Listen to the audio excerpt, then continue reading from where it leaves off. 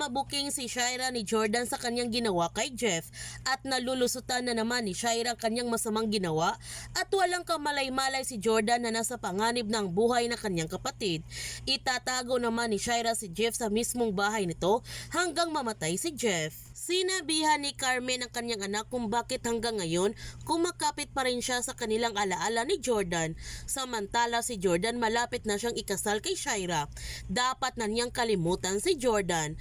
Nagtanong si Christy kung ano ang dapat niyang gawin. Ang sagot ni Carmen, siya na ang magtatago nito para hindi na nila pag-awayan ni Leon. Pumapayag naman si Christy na ang kanyang ina na ang magtatago sa wedding ring nila ni Jordan.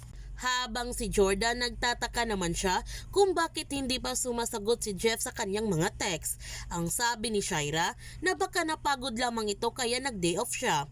Ang sabi ni Jordan na hindi ganun si Jeff at hindi niya maintindihan kung bakit bigla na lamang siya nag-alala kay Jeff. Samantala, sinabihan ni Shaira si Jeff na hindi niya ito papalayain hanggat hindi ito mangako sa kanya na wala siyang sasabihin kay Jordan. Ngunit bigla na lamang dumating si Jordan sa bahay ni Jeff at sumisigaw naman si Jeff para marinig siya ni Jordan. Pero tinakpan kaagad ng una ni Shaira ang mukha ni Jeff para tumahimik ito. Sinabihan ni Leslie ang kanyang kaibigan na tumigil na siya at baka mapatay pa niya si Jeff. Sa pag-alis ng una ni Shaira, labis naman ang pag-alala ni Leslie dahil hindi na humihinga si Jeff.